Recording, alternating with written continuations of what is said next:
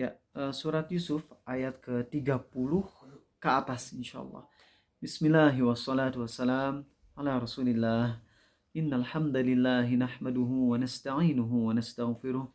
Sungguh segala puja dan puji hanya milik Allah. Kita puji Dia, kita mohon pertolongan dan ampunannya. Wa na'udzu billahi min syururi anfusina wa min sayyiati a'malina. Kita mohon perlindungan kepada Allah dari keburukan diri kita dan keburukan amal perbuatan kita.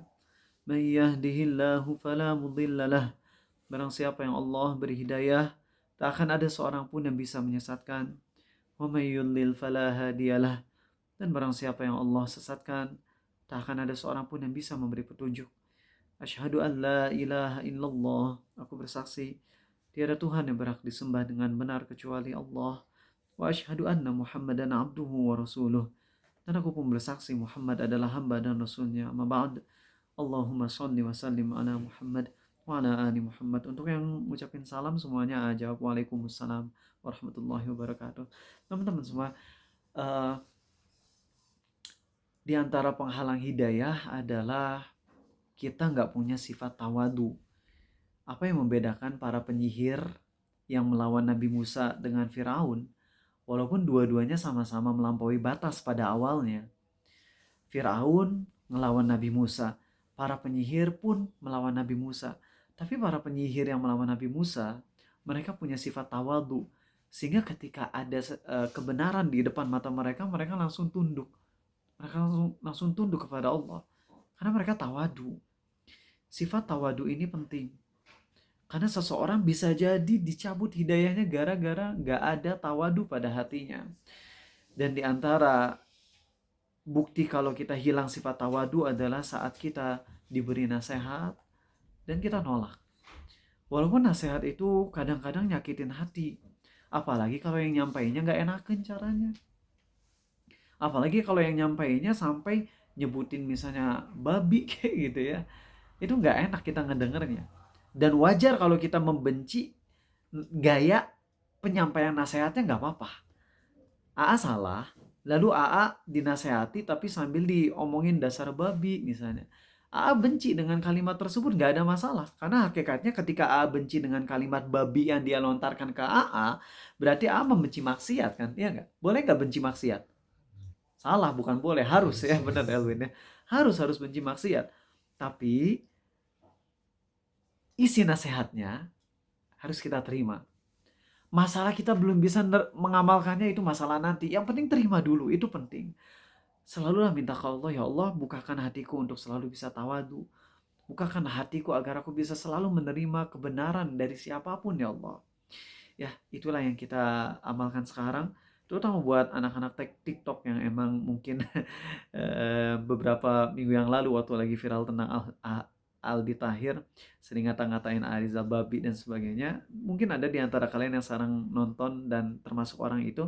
Sekarang doalah kepada Allah agar Allah bukakan hati kita semua ya, agar kita nggak jadi orang yang sombong dan terhalang dari hidayah Allah. Baik, kita langsung masuk ya di ayat ke-30 ya. A'udzubillahi minasyaitonirrajim.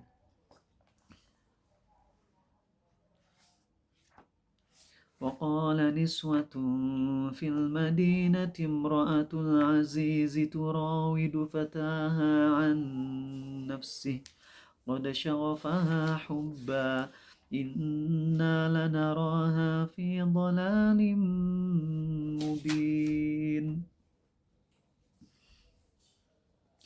فلما satu ayat itu dulu deh, bacain terjemahnya ya. Dan perempuan-perempuan di kota Madinah, di sini maksudnya kota ya, bukan kota Madinah tapi kota apa? Di Mesir, negara Mesir, di kotanya ya, bagian kotanya. Dan perempuan-perempuan di kota berkata, istri Al-Aziz, istri entah perdana menteri atau apalah, pokoknya pembesar Mesir. Tapi ini bukan raja ya, karena kalau raja mah nanti Malik, itu beda lagi ya. Karena kalau dilihat dari konteksnya, sekedar kalian tahu, apa yang ngasih tahu kalian, sangat beda antara suami Zulaikha dengan raja tuh beda. Karena kalau suami Zulaikha mah udah jelas kan, nyuruh ke Zulaikha untuk apa? Setelah kejadian dengan Yusuf nyuruh apa? Mintalah ampunan kamu ya Yusuf, Gak usah ngomong apa-apa, gitu kan ya. Nah, adapun yang raja, si raja nanya ke Zulaiha, apa pendapatmu tentang Yusuf ketika kamu menggoda Yusuf? Lah kalau si raja ini adalah suami Zulaiha, ngapain nanya lagi ya enggak? Jadi ini dua orang yang berbeda. Dulu ngiranya sama loh. Tapi pas dalamnya lagi, oh ya ini dua orang yang berbeda ya. Nanti raja yang bermimpi itu beda dengan suaminya Zulaiha, itu beda. Sehingga Yusuf ini sekarang tinggalnya bukan di rumah istri raja, bukan. Tapi di rumah salah satu pembesar. Pembesar tuh mungkin apa? Menteri, jangan menteri yang lain, gak usah dilanjutin menteri apanya ya. Pokoknya menteri lah, menteri nggak tahu lah menteri apa yang di zaman dulu. Ya, jadi entah menteri atau DPR atau apalah gitu, nggak terlalu ngerti masalah ketatanegaraan atau masalah politik. Nah, jadi itulah sekedar ngasih info aja ke kalian ya, walaupun nggak terlalu penting di sini. Nah, si perempuan-perempuan di kota Madinah, di kota berkata, istri Al-Aziz, istri si pembesar Mesir itu, menggoda dan merayu pelayannya untuk menundukkan dirinya. Pelayannya benar-benar membuatnya mabuk cinta. Kami memandang dia, kita nih ngelihat dia, yaitu Zulaiha, dia berada dalam kesesatan yang nyata. Nah, kan ada yang unik teman-teman. Di Quran itu Allah sering menyebutkan sebuah kata atau kalimat berulang-ulang walaupun kisahnya beda. Dolalim mubin artinya apa? Kesesatan yang nyata. Ini diucapin di awal surat Yusuf, yaitu kakak Nabi Yusuf kepada Yakub. Inna abana lafi dolalim mubin. Ayah kami, ayah kita nih berada dalam kesesatan yang nyata. Kemudian di sini juga sama dolalim mubin. Itu sendiri ketika ada pengulangan sendiri itu tuh akan membangkitkan memori kita lagi gitu. Untuk mereview, untuk mengingat ulang, oh dulu kakak Nabi Yusuf bilang dolalim mubin kepada ayahnya. Sekarang juga sama. Jadi manusia tuh suka banget ya menjudge orang lain gitu. Ngerti nggak? Dan dari situ kan jadi pelajaran sendiri karena Quran ini ayatnya semuanya beda atau ada yang sama. Walaupun nggak sama persis tapi ada konteks-konteks yang sama ya. Kayak kisah Nabi Adam, kisah Nabi Adam di surat Al-A'raf, surat Toha, itu ada yang mirip-miripnya walaupun agak beda sedikit dari alurnya, ada yang lebih detail. Tapi perbuatan, ketika Allah menurunkan Quran dengan pengulangan kayak gini, ini membangkitkan memori kita agar kita lebih kuat ingatnya, agar kita bisa recall tuh jadi ingat lagi, ingat lagi, ingat lagi. Manusia tuh gini sifatnya, suka banget ngejudge orang lain yang belum tentu bener. Nah, di sini sampaikan tadaburnya, tapi sekarang mungkin menyampaikan kerangkanya dulu, nanti kita sampaikan tadabur penghayatan dari ayat-ayat ini. Ya. Kemudian ayat selanjutnya 31. Falamma sami'at bimakrihinna arsalat ilaihinna wa a'tadat lahunna muttaka'an وآتت كل واحدة منهن سكينا وقالت اخرج عليهن فلما رأينه أكبرنه وقطعن أيديهن وقلن حاشا لله ما هذا بشرا in hadza illa malakun karim. Maka ketika perempuan itu mendengar cercaan mereka, ketika Zulaiha mendengar ejekan-ejekan dari para wanita-wanita kota itu, maka akhirnya si Zulaiha ini ngirim surat undangan kepada wanita-wanita tersebut untuk akhirnya ngumpul di rumahnya untuk dijamu. Ya, disediakan tempat duduk bagi mereka dan kemudian masing-masing dari wanita itu diberi sebuah pisau untuk memotong jamuan buah. Kemudian setelah para wanita itu lagi megang pisau untuk memotong jamuan tersebut, Zulaiha ngomong kepada Yusuf, "Ukhruj alaihin," keluar kepada mereka. Dan ketika para wanita itu melihat ketampanan Nabi Yusuf, mereka berkata, "Qulna hasya lillah." Kalau bahasa kitanya mungkin, "Masya Allah," gitu. Ini tuh bukan manusia. Ini tuh malaikat yang keren, malaikat yang karim, malaikat yang mulia. Nah di sini mungkin kalian nanya, kenapa ya? Kok mereka bilang Masya Allah? Padahal kan mereka musyrik. Maka jawabannya, walaupun ini masih kemungkinan, tapi kemungkinan ini sangat kuat ya. Karena di sini mereka bilang Allah, berarti mereka itu orang-orang pagan, yaitu mereka tuh musyrik menyembah patung, tapi mereka tetap memiliki konsep bahwasanya Tuhan utama tetap satu. Terus kenapa mereka bilang Allah? Karena udah banyak apa namanya? Kalau sebuah negara nyisipin sesuatu itu apa namanya? Propaganda. Nggak enak bahasanya propaganda. Udah banyak itu bukan doktrin. Bukan doktrin, udah banyak masukan. Aduh nggak enak nih. Tadi udah ngerti, ntar ya. Bismillah, mudah-mudahan nemu katanya. Terpengaruh gitu ya. Udah banyak terpengaruh oleh ajarannya Nabi Ibrahim gitu. Ya, jadi ajaran-ajaran Nabi Ibrahim itu udah lumayan tersebar sehingga mereka tahu konsepnya adalah Tuhan tuh banyak, tapi Tuhan utama satu. Nah, siapa Tuhan utama itu? Kan mereka awalnya nggak tahu siapa Tuhan utama, tapi ketika terdengar ajaran-ajaran Nabi Ibrahim, akhirnya mereka latah aja ikut-ikutan gitu. Oh ya, Tuhan utama kita ya Allah gitu. Paham? Ya, dan ini kita bisa ngelihat bagaimana Nabi Yusuf ketika di penjara, beliau mendakwahi kaumnya dengan apa? A'arbabum mutafarriqun amillahul wahidul qahar. Khairun amillahul wahidul qahar. Apakah berhala-berhala yang banyak itu lebih baik atau Allah yang satu maha kuat, lagi maha mengalahkan? Maha Esa lagi maha mengalahkan. Nah, jadi Mesir itu sekali lagi, mereka pada momen Nabi Yusuf di situ, Mesir menyembah siapa? Patung banyak, tapi mereka meyakini satu Tuhan utama, yaitu Allah. Yang mungkin mereka beda-beda konsepnya, tapi nama Allah tuh nggak asing di telinga mereka gitu. Bisa dipahami di sini? Oke. Tenang ya, ini masih ngejelasin ayatnya dulu, nanti kita masuk ke tadaburnya, insya Allah. Kemudian ayat yang 32-nya. قالت فذلكن الذي لمتنني فيه ولقد راودته عن نفسه فاستعصم ولئن لم يفعل ما آمره ليسجنن وليكون من الصاغرين. Isti Al-Aziz atau bilang Zulaikha aja ya. Walaupun nama Zulaikha tidak sahih, tapi nggak apa-apa kita pakai nama ini. Ya. Zulaikha berkata, itulah orang yang menyebabkan kamu mencela diriku karenanya. Dan sungguh aku telah menggodanya untuk menundukkan dirinya, tapi dia menolak. Jika dia tidak melakukan apa yang kuperintahkan kepadanya, niscaya dia akan dipenjarakan dan dia akan menjadi orang yang hina. Oke, baik. Sekarang di sini Zulaikha bilang, ngaku gitu. Aku ngajak dia zina, tapi dia nggak mau, menolak. Ini kalau terjemahan tuh kayak garing banget ya nggak sih? Garing bukan mencela ya, nggak mencela Quran, tapi dari terjemahan kayak kering gitu. Aku mengajak dia untuk zina, tapi dia menolak. Kayak biasa aja. Padahal fasta asom itu ada makna yang dalam banget. Ya.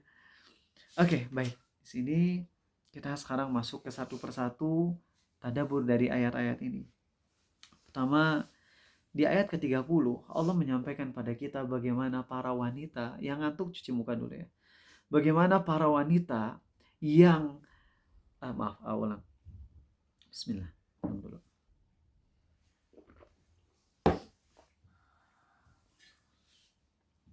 Ya. Ayat 30.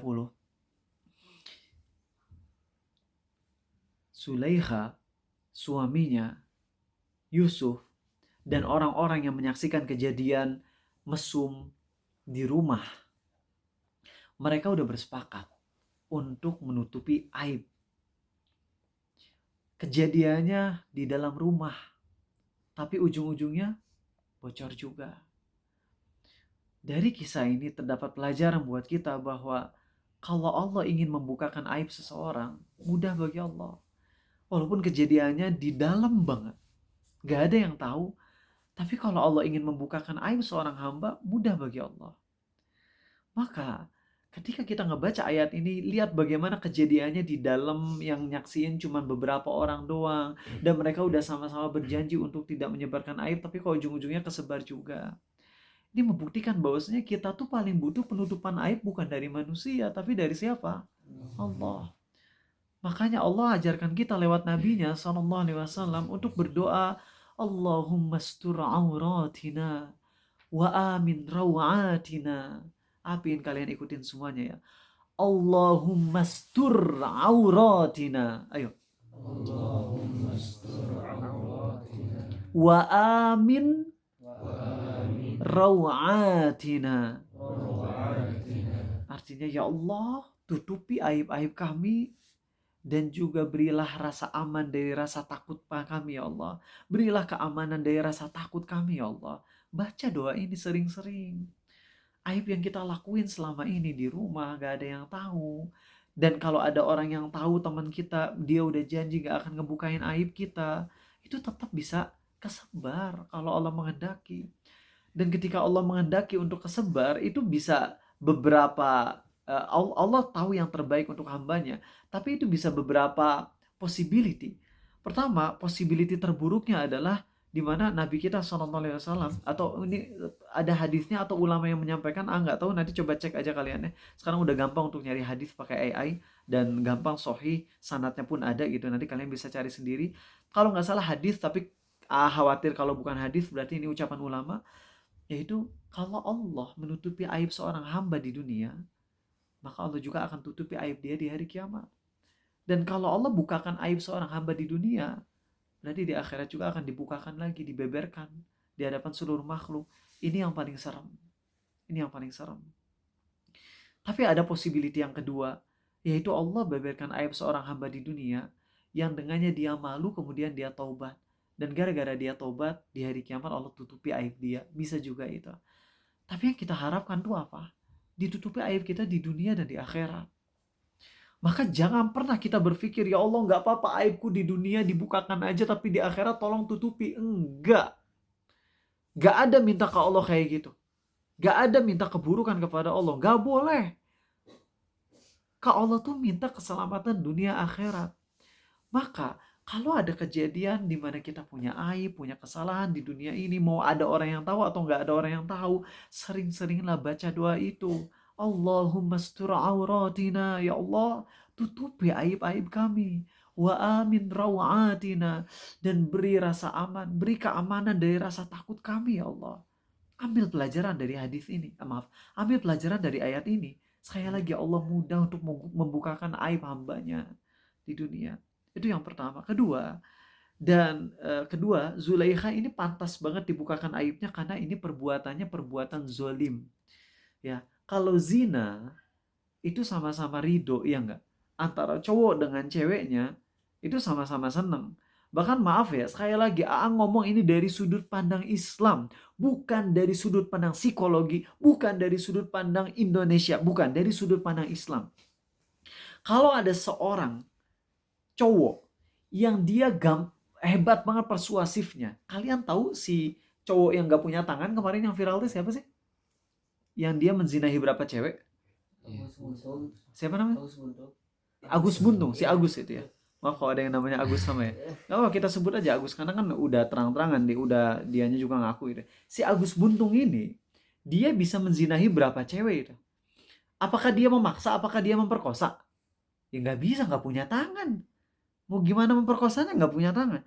Tapi dia pandai banget dalam berbicara. Persuasifnya tuh luar biasa banget. Akhirnya cewek-ceweknya jadi kebawa.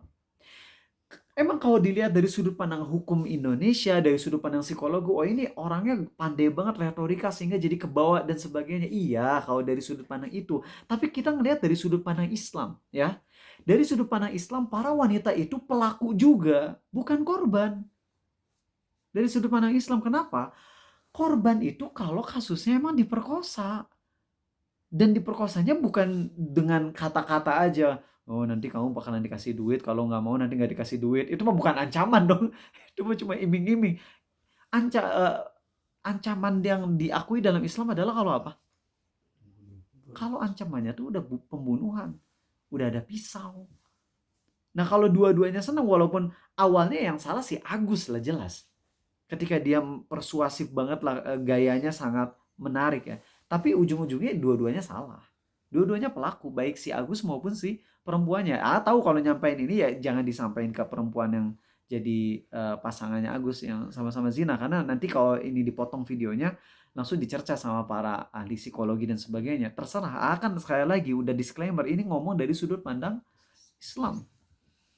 Korban itu kasusnya kalau dia Anak kecil mah kalau anak kecil ya, walaupun gak diancam pembunuhan tapi tetap dia korban. Kenapa?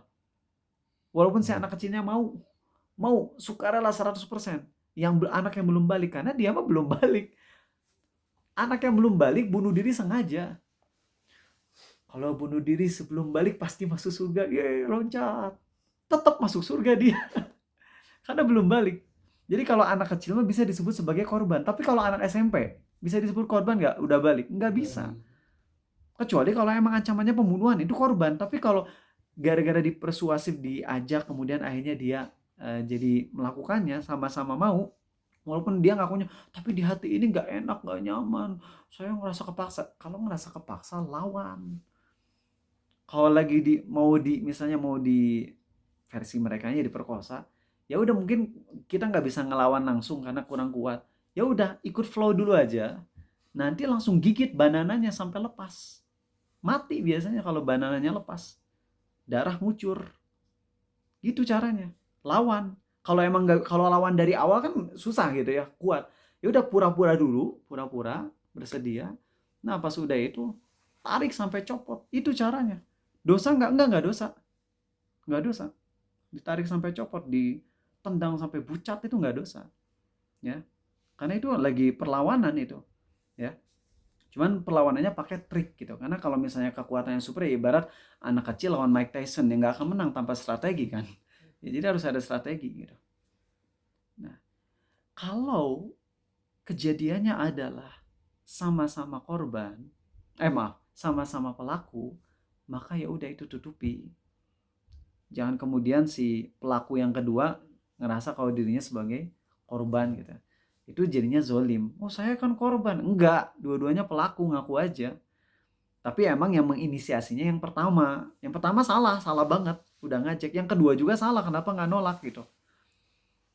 Nah, yang paling nggak seneng adalah ketika udah kejadian, sama-sama seneng, lalu kemudian yang kedua bilang, oh, tapi saya korban, saya diajak dan sebagainya. Itu udah salah, udah nggak bener.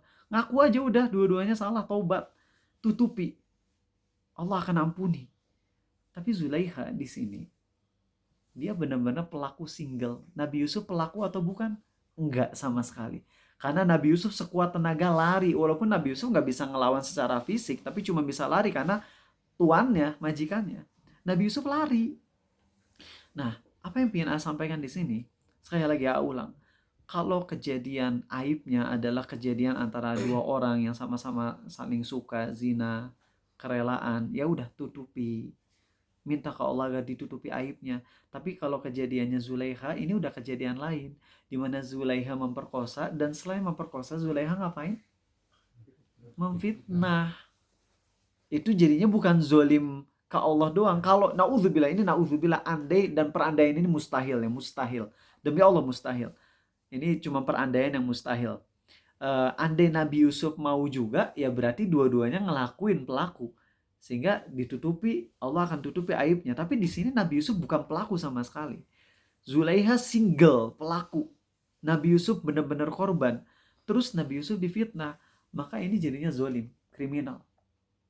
Dan kalau kasusnya adalah udah kriminal, zolim ke orang lain, maka memang kezoliman pada orang lain itu, sebagaimana hadis yang saya sampaikan pekan lalu, tidak ada dosa yang Allah itu akan mempercepat siksaannya di dunia kecuali dua dosa.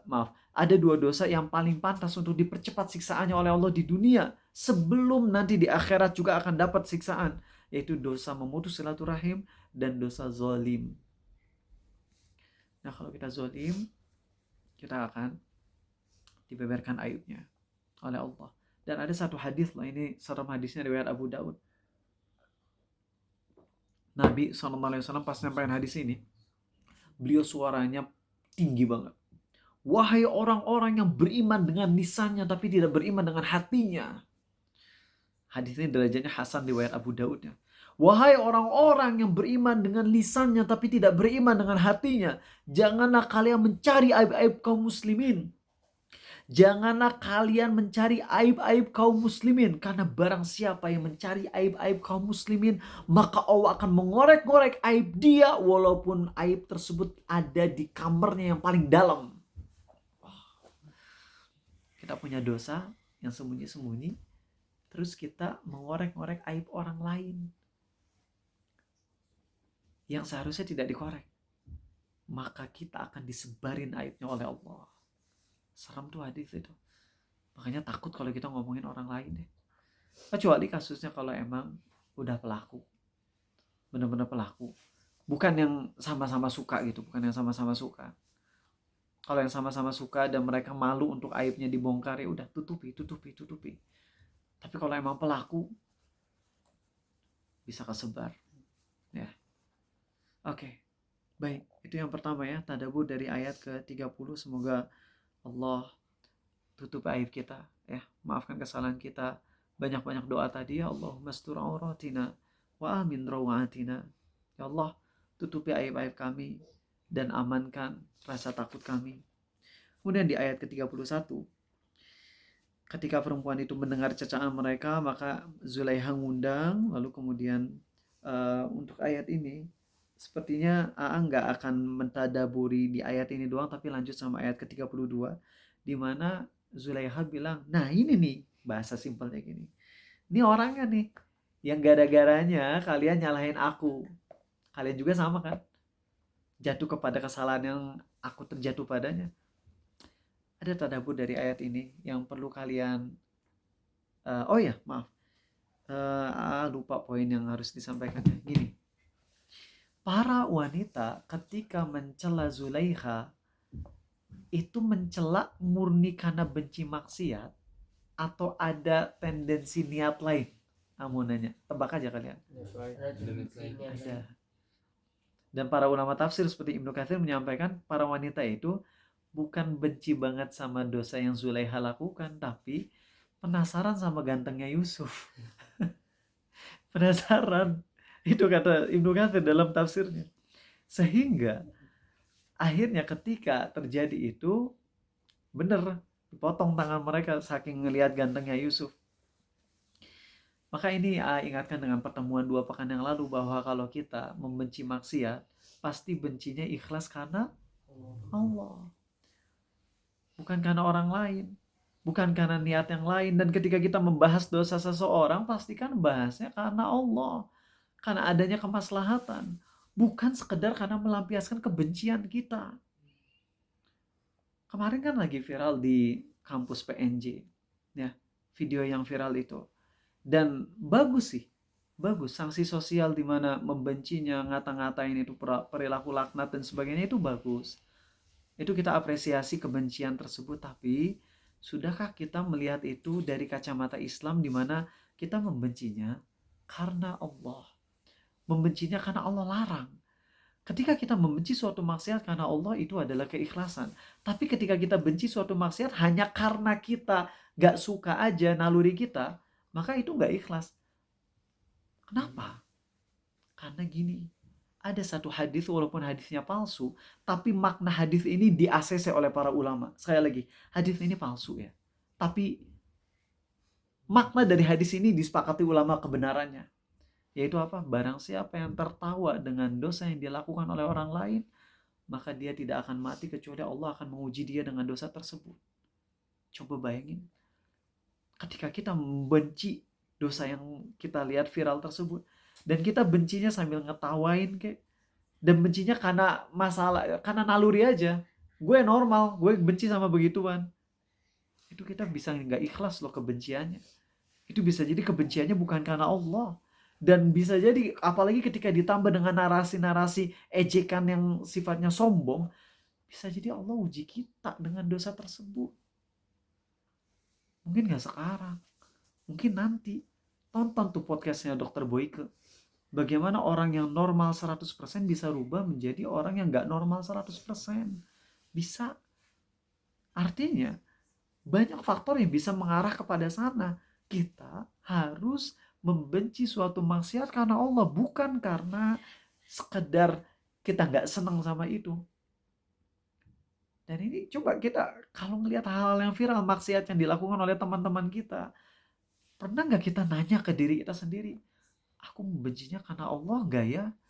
Aku membencinya karena apa ini? Karena kalau aku membencinya hanya karena aku gak senang dengan dosa tersebut, kemudian aku nasihati marah-marah, sombong. Bisa jadi Allah uji saya dengan dosanya itu sama. Sebagaimana ini para wanita ini ngejek Zulaiha tapi bukan ikhlas karena Allah. Dapat dosa yang sama kan. Ngeliatin Yusuf, kagum sama Yusuf, akhirnya melukai diri sendiri. Ambil ini jadi pelajaran, coba renungi. Pernah gak kita ngetawain dosa orang lain? Pernah gak kita membenci dosa orang lain tapi bukan karena Allah? Yang akhirnya Allah jatuhkan kita kepada dosa tersebut, atau belum sekarang, tapi mungkin 10 tahun lagi kita diuji dengan dosa itu. Tapi alhamdulillah Allah sadarkan kita dengan kajian malam hari ini kan. Makasih ke Allah, bukan ke Arizal. Karena A juga dikasih ilham oleh Allah untuk menyampaikan ini. Maka sebelum kejadian 10 tahun ke depan, 20 tahun ke depan, segera kita introspeksi. Ya Allah, jangan-jangan aku pernah menertawakan dosa orang lain. Jangan-jangan aku pernah gitu merendahkan orang lain karena dosa yang mereka lakukan. Padahal kalau aku ada di posisi itu, bisa jadi aku jatuh. Makanya kenapa sih teman-teman, ketika kita membenci orang lain, ketika kita ngelihat orang lain melakukan dosa, apa yang harus kita ucapin? Tahu nggak? Doa ketika orang kena musibah. Banyaknya itu doanya kalau lagi ngelihat kecelakaan doang. Misalnya ada orang keserempet motor, lalu kita baca doa, Alhamdulillahilladzi afani mimma btalaka bih wa faddalani ala katsirin mimman khalaqa tafdila. Segala puji bagi Allah yang telah menyelamatkan aku dari musibah yang menimpamu itu, dan menspesialkan aku dari kebanyakan makhluk yang telah Dia ciptakan. Itu doa dibaca kalau kita ngelihat orang kena musibah dunia atau musibah akhirat. Musibah dunia tuh kecelakaan motor dan sebagainya. Musibah akhirat tuh apa? Maksiat. Jadi kalau kita ngelihat ada orang yang jatuh kepada dosa, baca doa itu. Jangan bilang, idih, najis. Cuman gitu doang. Orang ada yang korupsi, para petinggi-petinggi negara, idih babi misalnya gitu. Ya Allah, kok gitu? Juga pernah masalahnya, astagfirullah. Astagfirullah. Dan ini mudah-mudahan jadi pelajaran buat kita semua. Ya kadang karena saking seringnya ngelihat komentar di medsos, ini jadi ke-trigger juga pengen ngomong babi gitu. Jangan ngomong babi, kasihan babinya ya. Babi nggak jahat. Astagfirullah. Kalau mau gini ya, kalau mau paling kita menyampaikan ayat Quran, afara'aita man ittakhadha ilahahu hawa afa anta takunu alaihi wakila. Inhum illa kal an'ami bal hum adallu sabila. Mereka lebih parah daripada hewan ternak, kata Allah. Nah, kita paling ngomongnya gitu. Dan gitu ketika ngucapin itu pun bukan dengan sombong, tapi dalam rangka membenci maksiat. Mereka ini lebih parah daripada hewan ternak. Babi kan ternak juga ya? Ya, hewan ternak, tapi ternak haram kan? Iya. Allah berfirman tentang orang-orang yang mengikuti hawa nafsunya. Mereka korupsi, zina dan sebagainya, ngikutin hawa nafsunya aja. Inhum illa kal an'am bal hum adallu sabila. Allah berfirman, mereka itu seperti binatang ternak. Oh no. Lebih parah dari binatang ternak. Makanya kalau ngucapin babi sebenarnya masih lebih enggak, tapi jangan nyebut babi itu salah ya. Bilang aja mereka lebih parah daripada babi. Nah, kalau gitu lebih tepat, lebih sesuai konteks ayat Quran. Kalau nyebut babi nggak enak. Ya, makanya Aisyah kan nyebut Yahudi apa? Dasar saudara kera dan babi. Itu kan benar ada di Quran. Ya. Tapi Aisyah nggak nyebut dasar babi, enggak kan? Kepada Yahudi nggak ngomong gitu. Tapi sekali lagi, ulang, kalau ngelihat ini tadabur yang bisa kita ambil dari ayat ini adalah, kalau kita ngelihat orang lain berbuat dosa, pastikan membencinya karena Allah, lalu kita doa agar Allah nyelamatin kita dari dosa tersebut. Dan dibuat istiqomahnya, jangan sampai kita terjatuh ke dosa itu. Oh ya, dan kalau kita nasihatin orang lain, coba kita berusaha empati. Posisikan diri kita pada posisi orang tersebut. Bukan berarti kita menghalalkan dosanya, bukan. Tapi kita membayangkan kalau kita ada di posisi itu. Berat. Orang jatuh ke dosa, apalagi yang udah bertahun-tahun, terus kita tahu dosa dia, dan kita marah-marah, terus kita mikir, pingin dia berubah langsung, gak bisa. Susah. Maka coba posisikan kita, ya Allah, kalau aku ditimpa musibah seperti dia gimana? Kalau aku diuji dengan dosa kayak dia gimana? Akhirnya biasanya kalau kayak gitu tuh nasihat akan lebih lembut loh. Walaupun kita tahu ya orang yang ngasih nasihat nggak semuanya harus sama. Abu Bakar ketika ngasih nasihat lembut, Umar kalau ngasih nasihat tegas. Ada sahabat Nabi SAW kalau ngasih nasihat lembut, kayak misalnya Ibnu Mas'ud aja. Ya, Ibnu Mas'ud memix antara tegas dan lembut. Masih ingat kisah seorang pemabok main gitar dan dia tuh suaranya merdu banget. Langsung datang Abdullah bin Mas'ud. Kan Abdullah bin Mas'ud tuh militan banget. Kalau ngelihat alat musik, beliau nggak bisa membiarkannya. Langsung dihancurin tuh si gitarnya. Terus habis itu Ibnu Mas'ud bilang apa? Kalau aja suaranya dipakai untuk membaca Quran. Lalu si gitaris ini dia mungkin masih linglung karena dia lagi mabok. Tadi Ibnu Mas'ud lembut apa tegas? Tegas dong, dihancurin gitarnya. Habis itu bilang kalau aja suaranya dipakai untuk baca Quran. Akhirnya pulanglah Ibnu Mas'ud ke rumah. Lalu si orang tadi, dia nanya ke teman sebelahnya, itu tadi siapa sih?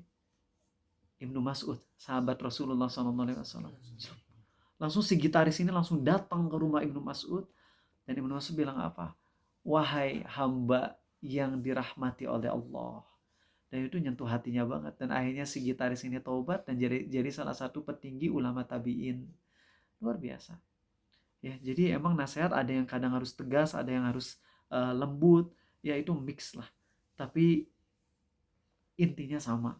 Ketika menasihati seseorang, coba hati kita empati. Bagaimana kalau aku jatuh ke dosa tersebut? Pasti berat. Maka akan ada power lebih dibandingkan kalau kita gak berempati kepada dosa tersebut. Itu teman-teman. Dan ini ayat yang sangat ngegetarin hati gitu buat Arizal ya. Lihat bagaimana Zulaiha setelah melakukan drama itu, yaitu ya tadi ya dibikin apa namanya, bukan drama yang lebih tepatnya Skenario. ya, itu dibikin skenario di mana dikumpulkan para wanita yang ngejek-ngejek Zulaiha. Kemudian akhirnya Zulaiha ngaku, padahal Zulaiha ke suaminya nggak ngaku, ya nggak sih? Tapi sekarang ke depan para wanita ngaku, oke, iya aku yang ngajak dia zina. Fasta'asom. Tapi dia fasta'asom tuh gini ya, bahasa simpelnya, menjaga diri dari dosa dengan sangat kuat karena takut sama Allah. Itu kalau bahasa mix antara penjelasan secara bahasa dengan secara istilah syariatnya. Tapi fasta'asom ini yaitu dia menjaga diri, menjaga kesuciannya, benar-benar bertakwa, takut banget sama Allah. Coba bayangin, ini diucapkan oleh Zulaiha. Zulaiha ini posisinya adalah musuhnya Nabi Yusuf, ya nggak sih? Musuhnya Nabi Yusuf memuji Nabi Yusuf. Lihat gak kalian di sini? Ya, Zulaiha muji Yusuf ya. Aku yang ngajak dia, tapi dia nggak mau. Dia benar-benar menjaga kesuciannya. Berarti di sini ada kalimat pujian dari seorang musuh kepada musuhnya, yaitu Zulaiha kepada musuhnya, yaitu Nabi Yusuf. Nabi Yusuf dipuji oleh musuhnya sendiri. Tapi setelah dipuji oleh musuhnya sendiri, musuhnya bilang apa? Wala illam yaf'al ma amuruhu la yusjananna wa la yakuna minas sagirin. Kalau dia nggak mau ngelakuin apa yang kuperintahkan, dia benar-benar akan dipenjara dan dia akan jadi orang yang hina. Kan harusnya gini ya, kalau udah muji seseorang tuh, ya udahlah aku mau minta maaf ke dia. Ya nggak sih, harusnya gitu. Tapi ini mah udah muji, tapi kemudian gini bahasanya gini. Oke lah dia baik, terus mau apa loh gitu. Ngerti gak kalian? Oke, kamu emang baik, terus mau apa? Hah? Gue punya power. Inilah yang Allah sebutkan di Quran sebagai apa? Taghin. Yaitu orang yang dia tahu kalau dia salah, terus so what gitu. Itu taghin. Pernah gak dengar kata taghin? Di surat apa coba? Inna jahannama kanat mirsada. Lanjutannya apa? Littagina ma'aba. Sesungguhnya di dalam jahanam itu ada tempat pengintai. Pengintai itu siksaan dari arah yang gak disangka-sangka. Ngira siksaan jahanam dari atas, apinya taunya dari bawah. Ngira dari kanan, taunya dari kiri. Ngira dari kiri, taunya dari kanan. Pokoknya arah siksaannya tuh dari arah yang gak pernah diduga-duga. Pasukan pengintai artinya pasukan yang menyerang secara tiba-tiba tanpa pernah diprediksi oleh musuhnya. Dan Allah berfirman bahwasanya neraka jahanam siksaannya itu mengintai itu bagi orang taghin. Siapa taghin? Yaitu orang yang ngelakuin dosa dan setelah ngelakuin dosa, so what? gue punya power. Beda orang yang adun, misalnya orang yang melampaui batas doang, itu dia ngelakuin kesalahan, ya udah, dia ngelakuin kesalahan itu udah adun, udah melampaui batas. Tapi kalau toghin itu di atasnya, ya itu udah salah, terus mau apa? Gue kan punya power. Fir'aun Allah sebutkan sebagai apa? Innahu tagha. Dia melampaui batas. Ya, dia udah tahu salah tapi dia ngelunjak gitu loh. Dan di sini ada yang indah, di mana Zulaiha dia bilang la yusjananna wa la yakunam minas saghirin. Kalian harus paham ya, ini dalam bahasa Arab ya. La yusjananna itu ada dua penguat, yaitu lam yang pertama sebagai lam penguat, kedua nun ya. La yusjananna artinya dia yaitu Yusuf bener-bener bakalan dipenjara. Wala yakunam minas saghirin, dan dia benar-benar akan jadi orang yang hina. Padahal kalimatnya kalau mau setara harusnya gini bunyinya. La yusjananna wala yakunanna minas saghirin. Tapi Zulaiha beda nih. La yusjananna double penguatnya, tapi yang kedua wala yakunam minas saghirin. Cuman satu penguatnya. Kenapa? Mau berusaha mempersimpelnya. Zulaiha bilang Yusuf sungguh benar-benar bakalan dipenjara, dan sungguh dia akan jadi orang yang hina. Penjara, Zulaiha punya kemampuan untuk memenjarakan Yusuf. Pasti akan dipenjara. Tapi bikin Yusuf hina, gak bisa. Karena masalah hina atau mulia itu bukan kemampuan Zulaiha. Hina atau mulia tuh berdasarkan apa yang dirasakan oleh orangnya, iya gak sih? Bisa jadi kalian ngehina Ariza, nganggap Ariza hina, tapi Arizanya happy, Arizanya senang dengan kehidupan ini, berarti mulia kan? Di situ Zulaiha nyadar, aku bisa memenjarakan Yusuf, tapi aku nggak yakin aku bisa membuat dia hina. Dia di penjara bisa jadi yang nggak hina gitu. Ngerti gak sih di sini? La yusjananna wa la yakunam minas saghirin. Jadi penguat yang pertama mah double, kalau yang kedua cuman satu penguatnya. Masya Allah. Ini lihat bagaimana kalau diterjemahan di Indonesia mah nggak ada bedanya. Nggak ada. Tapi kalau kita paham bahasa Arabnya itu, wow. Ini luar biasa banget. Ada meaning di balik itu. Apa yang harus kita tadaburi di ayat ini? Apa yang harus kita tadaburi teman-teman dari ayat ini?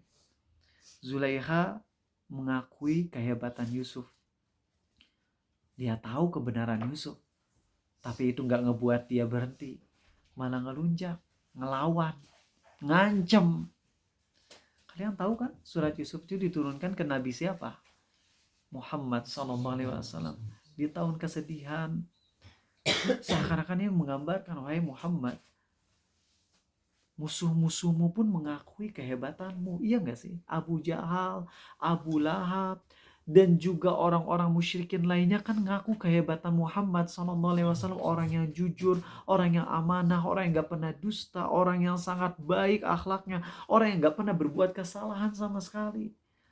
Tapi walaupun mereka mengakui hal itu, apakah itu membuat mereka beriman? Enggak. Padahal mereka sendiri yang muji. Bahkan Abu Jahal tuh pernah bilang apa? Aku tahu Muhammad tuh bener. Tapi gini nih, aku kan dari Bani A, sedangkan Muhammad dari Bani Hashim. Kita nih dari dulu udah beberapa generasi selalu balapan siapa yang lebih bagus. Nah kalau dari Bani Hashim ada Muhammad SAW Rasul, berarti dia mulia, kita kalah nih kabilah kita. Jadi Abu Jahal itu tahu kebenaran. Cuman dia gak mau masuk Islam gara-gara apa? Gara-gara iri, dengki. Wah, kalau kita mengakui kerasulan Muhammad SAW, berarti kita kalah kabilah kita. Kita udah lomba bertahun-tahun, lalu sekarang kita kalah karena dia mau nabi, di kita nggak ada nabi. Jadi nggak bisa, kita nggak bisa nerima itu. Inilah sifat at-taghin. Sifat orang yang udah tahu salah tapi malah terus ngelunjak. Padahal udah tahu kebenaran. Ini membuktikan bahwa apa? Kadang seseorang tahu kebenaran, tapi dia tetap gak bisa menjalankannya karena kotornya hatinya. Maka kita ketika ngebaca ayat ini, yang harus kita tadaburi adalah, ya Allah, Zulaiha tahu yang benar yang mana, tapi dia tetap melawan kebenaran. Sifatku juga gitu ya Allah. Aku tahu mana yang haram, mana yang gak boleh, tapi aku malah ngelunjak, aku malah lawan, aku malah ngelakuin yang haram-haram itu terus. Aku tahu kebenaran, tapi aku gak mengikutinya. Ya Allah, berilah aku hidayah. Dan inilah yang harus kita hayati saat kita lagi baca surah Al-Fatihah. Ghairil maghdubi alaihim waladdallin.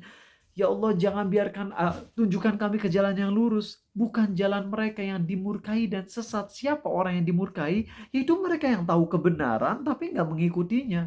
Mereka tahu itu nggak boleh, mereka tahu itu haram, tapi mereka malah terus ngedobrak keharaman tersebut. Maka di ayat ini, pelajaran terpenting tadabbur dari ayat ini adalah doa ke Allah. Ya Allah, Zulaiha ini tahu kebenaran, tapi kesombongannya malah membuat dia semakin melawan dirimu, ya Allah. Firaun tahu kebenaran, tapi karena kesombongannya malah semakin melawan dirimu, ya Allah. Tapi para penyihir yang melawan Nabi Musa, mereka punya ketawaduan. Walaupun mereka dulunya salah, mereka dulu melawanmu, ya Allah. Tapi mereka tawadu saat melihat keagunganmu. Sehingga mereka tersungkur sujud taubat kepadamu. Bahkan mereka bisa dengan spontan berceramah di depan Fir'aun untuk membela Nabi Musa. Itu tidak lain adalah karena hidayahmu dan ketawaduan. Karena hidayahmu, kemudian karena ketawaduan yang ada pada hati mereka. Maka anugerahkanlah kepadaku ya Allah hidayahmu. Anugerahkan kepadaku ya Allah rasa rendah hati kepadamu, kepada hukum-hukummu ya Allah. Coba hayati itu, pernah gak sih kita baca surat Yusuf sambil kayak gini? Pernah gak kita membaca sambil ngerenungin betapa hidayah tuh mahal. Hidayah udah ada di depan mata. Yakin tapi gak mau nerima. Sebagaimana sahabat Nabi sebagaimana musuh Nabi SAW. Itu yang harus kita hayati. Tapi ada tapi lagi. Zulaiha ujung-ujungnya taubat gak? Taubat. Musuhnya Nabi Muhammad SAW juga, walaupun ada yang tetap mati dalam kondisi kafir seperti Abu Jahal, Abu Lahab, tapi ada nggak yang udah sampai derajat taghin tapi ujung-ujungnya taubat? Ada. Berarti apa yang harus kita hayati? Hidayah Allah, lembutnya kasih sayang Allah mendahului murka dan keadilannya. Kasih sayang Allah itu mendahului murka dan keadilan Allah. Allah maha adil. Allah maha kuat siksanya. Tapi kasih sayang Allah tuh lebih tinggi daripada itu semua. Maka saat kita ngerasa kita udah jadi taghin nih. Kita udah, ancaman surah An-Naba tuh kena banget ke kita. Litaghina ma'aba. Tempat kembali bagi orang-orang yang taghin, yang melampaui batas, yang sewenang-wenang, udah tahu salah tapi terus terobos. Walaupun kita udah terkena ancaman itu, tapi kita harusnya ngerenung, ya Allah. Tapi aku tahu di ending surat ini Zulaiha taubat. Di ending perjuangan Nabi Muhammad SAW, para musuh-musuhmu yang udah sampai derajat togut, toghin, itu juga taubat. Maka aku pun sama ya Allah. Aku ngerasa aku udah banyak membantahmu. Aku udah banyak melampaui batas. Tapi aku tetap mau taubat ya Allah. Ampunanmu lebih luas daripada dosa-dosa kami semua ya Allah. Itu enak banget teman-teman. Ini 3 ayat yang kalau kita baca, eh, beres 1 menit. Tapi kalau kita tadabburi gak akan beres dalam waktu singkat. Betapa dalamnya surat Yusuf ini. Tapi kitanya aja yang kurang dalam menghayatinya. Semoga Allah karuniakan kita kemampuan untuk bisa nangis pas lagi baca surat Yusuf. Minimal sekali lah dalam hidup kita pas kita lagi sendiri baca surat Yusuf, lalu ayat-ayat yang kita udah bahas, mulai renungi sampai bisa nangis. Dan salah satu doa Rizal ke Allah adalah, ya Allah, aku ingin bisa mati dalam kondisi sudah menghayati setiap ayat yang ada di Quran tanpa terkecuali. Itu salah satu doa yang Rizal minta ke Allah. Karena kalau AA bisa menghayati ayat tentang waris, yang mana ayat tentang waris kan banyak yang mikir, ya gak? Buat kita yang lemot dalam masalah matematika, pusing baca ayat tentang waris kan. Tapi AA bisa menghayati ayat tentang waris. Maka ayat-ayat yang lain pun mudah-mudahan Allah tolong untuk bisa menghayatinya. Ya, baik, itu aja dari Rizal. Terima kasih teman-teman. Silakan yang mau nanya pertanyaan bisa sampai jam 10 ya. Besok saya lagi yang mau ketemu Arizal di Jakarta, silahkan ya nanti kajian. Kajiannya jam 7.45 malam, jadi beresnya jam 9, jadi nggak sampai malam banget, nggak ya. Karena Ustadz Nuzul juga kan beresnya maghrib ya sekarang mah ya. Jadi habis maghrib bisa makan dulu, habis itu langsung ke hotel kita kajian ya. Baik. Ada yang mau nanya dari kalian langsung? Belum? Oke. Kalau misal hanya ada anak kecil yang menjadi teman saf baru. Nah terkadang anak kecil kan nggak bisa diem setelah kita takbir di saf kedua bersama anak kecil. Namun setelah beberapa waktu anak kecilnya malah lari. Gimana ya kalau gini? Jujur nggak tahu tuh kalau kondisi kayak gitu, maaf ya. Ini kan pertanyaannya fikih semua ini ya.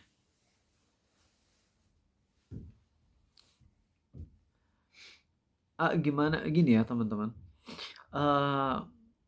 Kaum LGBT kalau mereka yang mempropagandakan dan ingin LGBT jadi legal, maka mereka murtad dari Islam. Oke. Mereka yang mendukung agar LGBT itu jadi legal itu murtad. Dan orang murtad itu dipenggal kepalanya, iya. Tapi kalau orang yang orientasi seksual sesama jenis suka, maka mereka ada rinciannya. Bagi mereka yang punya ketertarikan sesama jenis tapi mereka menahan nafsunya, maka mereka mah derajatnya derajat mujahid. Mereka dapat pahala besar dari Allah. Mereka nggak pantas dilaknat. Jangankan dilaknat, diejek aja nggak boleh.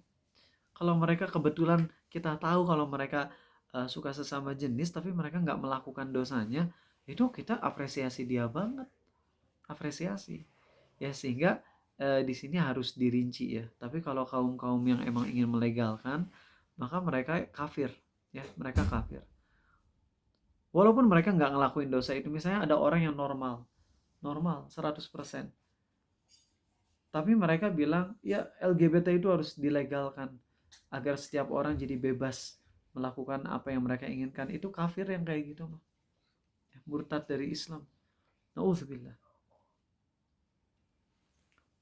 Ustadz, dalam Islam memang ada khodam, ada pembantu rumah tangga misalnya gitu ya. Ya tapi kalau khodam di sini jin, ya gini ya, jin, ada jin yang ngebantu kita. Sebenarnya ini udah dibahas di kitab Tauhid ya. Dan nggak sarankan, kalau emang ada jin muslim yang mau ngebantu kita tanpa dia minta imbalan berupa sesajen persembahan, itu pendapat yang dipegang oleh Syekhul Islam Ibnu Taimiyah itu adalah boleh. Boleh. Contoh, Nabi Sulaiman minta ke Ifrit, iya enggak? Minta bantuan ke Ifrit ya. Kalau sekedar minta bantuan ke jin otomatis murtad, Nabi Sulaiman murtad dong. Na'udzubillah, mustahil. Jadi sekedar minta bantuan ke jin itu nggak jadi kafir, enggak. Bahkan misalnya ada seseorang yang udah mencela Islam abis-abisan, munafik terang-terangan, tiba-tiba kedatangan jin muslim ke kita. Assalamualaikum Arizal Abu Takeru. Perkenalkan saya jin muslim.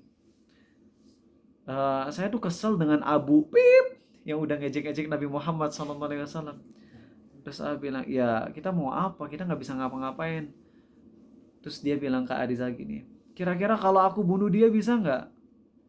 Iya, bisa sih bisa, cuman gimana caranya? Ya tenang aja, aku kan bisa teleportasi, bisa terbang, nanti aku bisa tusuk pakai pedang dari bangsa jin dan tanpa ketahuan CCTV tentunya. Terus saya bilang, oh ya udah lakuin aja sok, Bismillah. Berarti nyuruh jin kan? Gak apa-apa, itu gak apa-apa. Dan itu setan, maaf, jin bisa ngebunuh manusia sebagaimana To'un, kata Nabi SAW. To'un adalah tikaman dari bangsa jin. Jadi mungkin kalau bahasa kitanya mah jin nusuk kita pakai pisau jin gitu ya, entah pisau karatan atau apalah dari dimensi jin.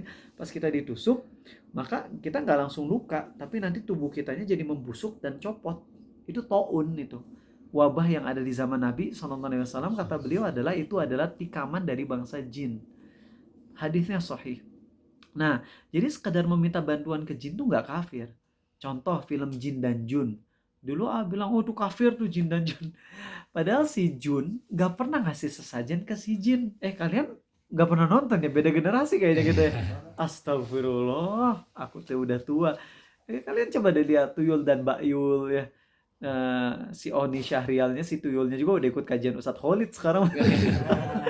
Tuyulnya udah tobat deh. Tapi intinya kalau minta bantuan ke jin tuh nggak kafir kita, nggak. Ngobrol sama jin, minta bantuan ke jin tuh nggak kafir. Kafir tuh saat dia minta imbalan ke kita dengan imbalan yang sifatnya kekufuran. Kalau misalnya ada datang ifrit ke Arizal, A, saya mau bantu AA, tapi AA harus bayar saya pakai 1 bungkus chicken nugget misalnya kita. Itu mah boleh. Karena A ngasih chicken nuggetnya bukan dalam rangka sesajen, tapi dalam rangka jual beli jasa. Tapi kalau si jin ifritnya bilang, aku mau bantu Arizal, tapi Arizal harus sujud ke saya. Arizal harus melecehkan ayat-ayat Quran. Nah, itu kufur baru. Nah, mayoritas sihir itu dilakukan dengan cara itu. Dengan cara menyembah selain Allah, melakukan kekufuran. Makanya sihir kafir. Adapun sihir-sihir yang tidak dilakukan dengan itu, seperti misalnya kalian latihan Rasengan, latihan Chidori dan sebagainya, maka itu tidak kafir. Tidak kafir. Ya. Boleh atau enggak itu tergantung. Kalau misalnya secara latihan Rasengannya kalian ngelakuin ritual tasyabuh, maka jadinya dosa. Tapi enggak kafir. Tapi kalau kalian ngelatih Rasengan kalian benar-benar tanpa ada ritual yang aneh, maka ya itu berarti pemberian dari Allah, karomah aja.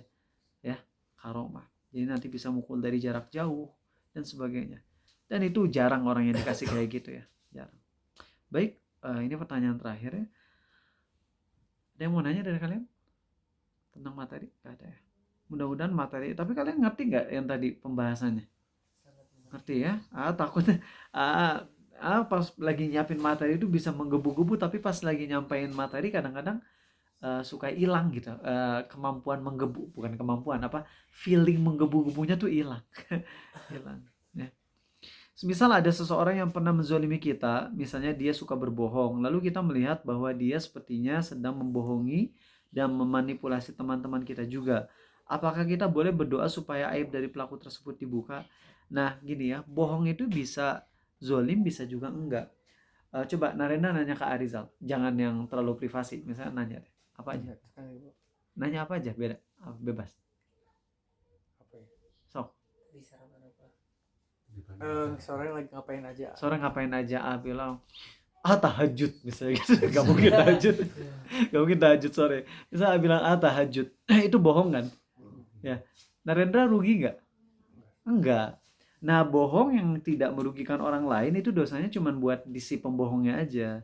Ya nggak zolim kepada orang yang dibohonginya. Tapi kalau misalnya Narendra AAT kerja, Narendra punya perusahaan dan AA sebagai karyawannya, terus AA telat datang dan AA bilang, maaf AA telat karena AA sakit perut. Padahal AA telat bukan karena sakit perut. AA telat karena emang AA lalai aja. Maka itu bohongnya zolim. Nah, bohong yang zolim kayak gini, maka di situ harus mengembalikan hak dari orang tersebut yang dirugikannya. Dan kalau kita jadi korban yang tersakiti dengan kebohongan tersebut, maka kita boleh doa seperti itu. Ya, boleh. Karena orang yang terzolimi boleh doa agar dia dibalas oleh Allah. Tadi ada dari Firdan pertanyaan, jawab dulu deh ini sebelum kita tutup ya. Besok nyampe Jakarta insya Allah jam 10 insya Allah. Dan nanti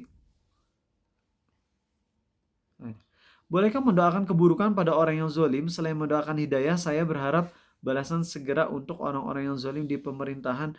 Nah, Firdan, mungkin nanti ini chat AA di Telegram biar AA kasih audio. Karena gini ya, kita mainstream salafi di Indonesia kan meyakini kalau pemerintah adalah ulil amri. Tapi nggak ada salahnya kan kalau misalnya kita ngelihat dari point of view lain, ya. Dan pendapat ulama-ulama besar juga dari pendapat ulama-ulama Arab Saudi juga. Karena itu, jadi nanti kita akan tahu, akan terbukalah wawasan kita. Apakah benar presiden, menteri, DPR, di sebuah negeri adalah ulil amri, yang mana kita nggak boleh memberontak dan kita nggak boleh mendoakan keburukan, kita nggak boleh mencaci maki, apakah sama? Nah itu nanti ada pembahasan panjang. Nanti chat aja di Telegram biar A kasih audionya, karena pembahasan ini sensitif, dan biasanya emang langsung nyerang gitu ketika ini. Biasalah kalau kita belum tahu biasanya langsung nyerang. Kayak zaman dulu tuh apa ya yang beda di masalah video deh. Kalau kalian tahu kan Salafi itu anti banget sama video. Dulu tuh anti banget. Ya, mereka bilang oke, video halal tapi foto haram. Ya sekarang kajian Ustadz Syafiq bukan di banner tapi di mana? Di TV-TV gede raksasa yang ada di jalan-jalan. Foto bukan video. Nah kan jadi berubah kan, ternyata jadi lebih slow gitu sekarang, lebih apa? Woles lebih legowo lah, lebih tenang lah sekarang. Jadi emang perlu proses, tapi yang penting kita sekarang buka dulu hati kita, mau dulu ngedenger apa kata pendapat lain, terus nanti kita jadi orang yang cool, jadi orang yang dingin ya. Ada murid AA yang udah ngedenger materi ini dan nerima, mayoritas anak-anak grup nerima alhamdulillah dan sepakat dengan Arizal. Ada juga yang udah ngedengerin tapi masih abu-abu, presidennya ulil amri atau bukan ya? Udahlah saya mah abstain aja. Ada yang abstain juga. Ada juga satu yang kurang asem. Setelah dikasih video itu ngakunya sih saya nerima. Habis itu teh keluar dari grup. Terus habis itu dia chat nggak pernah dibalas lagi. Dan ternyata di medsosnya dia terus nge-up kritikan terhadap apa yang A sampaikan kita. Yang kayak gini itu orang yang udah belajar sama Rizal 6 tahun, salah satu yang paling rajin. Ya, cuman dan aku udah bilang ke dia, kamu nih ngaku ya, secara intelek kamu kurang. Dan dia ngaku, iya betul, karena saya kecelakaan, jadi otak saya kurang cerdas. Kalau kamu ngaku inteleknya kurang, bisa-bisanya kamu mendebat dengan cara yang gak elegan. Kalau kamu ngerasa intelek kurang, harusnya tawadu, humble, bukan kayak gini. Bukan malah ngelawan kayak gini, gak sopan. Ya udah. Nah jadi kalian jangan jadi orang itu, oke? Jadilah orang yang open minded, dengerin, cool. Kalau emang belum bisa nerima ya udah, nggak apa-apa, beda pendapat.